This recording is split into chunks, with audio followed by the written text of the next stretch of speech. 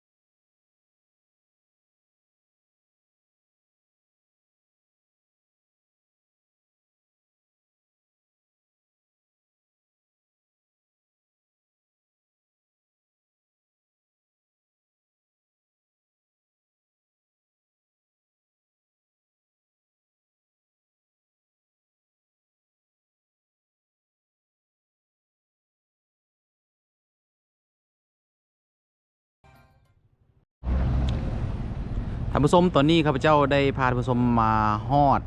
จุดตัดกันระหว่างทางตัดไม้นาควยหาถนน410ปีเป็นที่เรียบร้อยแล้วเนาะท่านผู้ชมทางด้านหลังของท่านผู้ชมที่เห็นอยู่ด้านหลังนี่ก็จะเป็น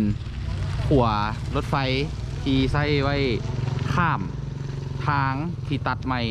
ในเมื่อก่อนนี่จะบ่มีขัวตัวนี้เนาะแต่ว่าเดี๋ยวนี้นี่เพิ่นได้เฮ็ดรถไฟที่จะไปหาสถานีนครหลวงแก่นตอนใต้ซึ่งเป็นสถานีเคียนไทยสินค้าที่ข้ามมาจากประเทศไทยหรือจะเอาสินค้ามาจากจีนจะข้ามไปประเทศไทยอีกคือกันเนาะท่านผู้ชมตัวนี่เนาะข้าพเจ้าเคยพาท่านผู้ชมขึ้นไปทางด้านถึงไปเบิ่งอัปเดตแต่ว่าเดี๋ยวนี้บ่สามารถขึ้นไปทางด้านถึงได้แล้วเพราะว่าเพิ่นอาจจะมีการปล่อยกระแสไฟฟ้าเพราะว่าในช่วง2-3 มื้อหลังนี้ก็ได้มีการประกาศว่าจะมีการทดลองแล่นรถไฟแล้วก็มีการปล่อยกระแสไฟฟ้าฉะนั้นเราก็จะบ่สามารถขึ้นไปทางด้านถึงที่จะถ่ายให้กับท่านผู้ชมได้คือแต่ก่อนฉะนั้นมื้อนี้จุดประสงค์ก็จะได้มาอัปเดตถึงขัวรถไฟซึ่งขัวรถไฟตัวนี้แมนจะต่างจากขัวรถไฟที่ข้าพเจ้าเคยพาท่านผู้ชมไปเบิ้งอยู่ที่บ้านไซเมืองสถานีนครหลวงแก่นเพราะว่าขัวรถไฟตัวนี้จะแมนไส้รถไฟข้ามโดยเฉพาะเนาะแต่ว่าขัวรถไฟที่อยู่บ้านไซให้มันเอาไว้ให้รถข้ามทางรถไฟเนาะสภาพการก็จะเป็นแนวนี้ท่านผู้ชมก็ถือว่าเป็นสำเร็จที่เฮียมห้อยแล้วนะท่านผู้ชมทางด้านนั้นจะเป็นถนน410ปีเห็นป่ะรถแลนวุ่นๆอยู่ทางด้านจะเป็นถนน410ปีซึ่งเป็นถนนลักเป็นถนนเรียบเมืองออกจากขวามิตรภาพลาวไทยไปหาเส้นทางดงโดกออกไปถนน13เหนือนอนท่านผู้ชมอันนี้จะเป็นภาพบรรยากาศที่ข้าพเจ้าได้มาถ่ายให้กับท่านผู้ชมได้เบิ่งทางด้านถึงจะเป็นขวาที่ใส่ให้รถไฟข้ามเนาะและทางด้านลุ่มนี้จะเป็นทางให้กับรถยนต์รถกระบะรถจักรทั่วไปเอาไว้สัญจร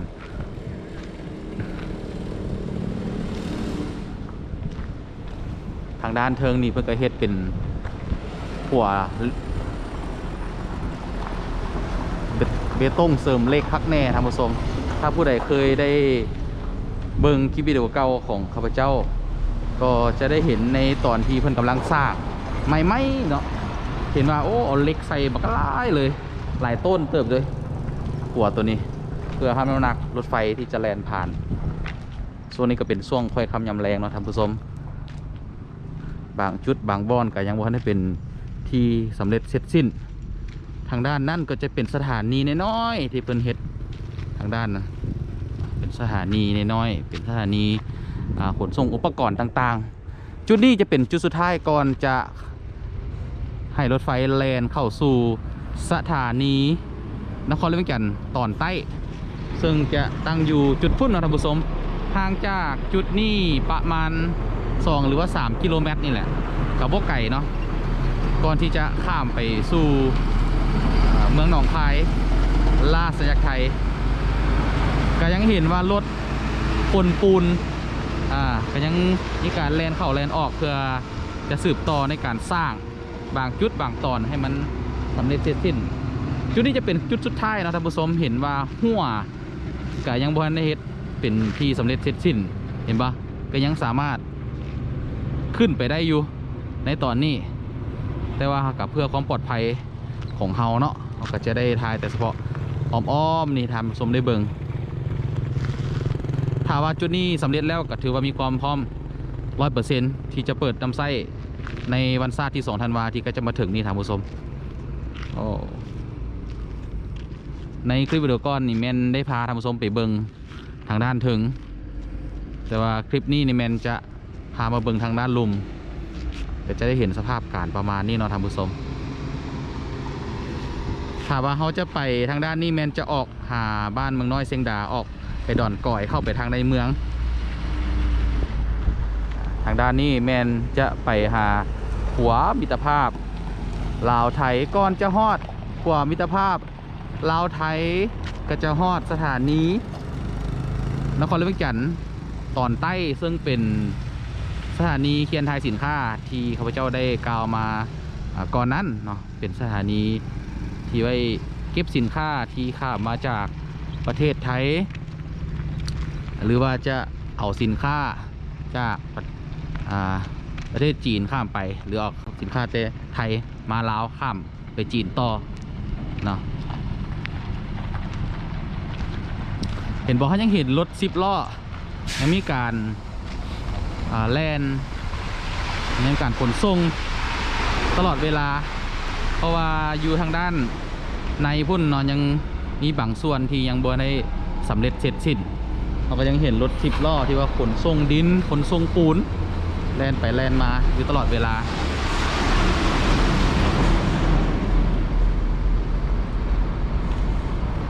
สำหรับขัวรถไฟตัวนี้ก็เป็น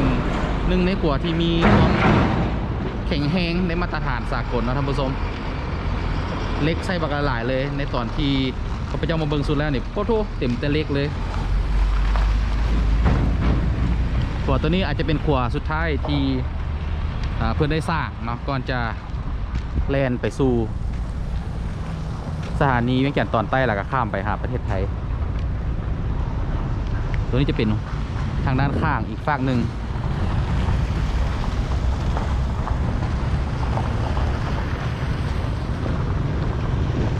โอเคเนาะสำหรับคลิปนี้ก็บ่มีอย่างไรพาท่านผู้ชมมาเบิ่งถนนตัดใหม่ที่จะสอดหาทาง410 ปีแล้วก็มาเบิ่งขัวทางรถไฟแห่งนี้เป็นจุดสุดท้ายก่อนจะข้ามไปสู่ประเทศเพื่อนบ้านก็คือประเทศไทยก่อนอื่นก็ขอขอบใจสำหรับการติดตามอย่าลืมกดไลค์กดแชร์แล้วกด Subscribe ให้กับช่องตูมตามออนทัวร์เด้อแล้วเจอกันใหม่ในคลิปหน้าสำหรับมื้อนี้ขอกลับเข้ามาสบายดี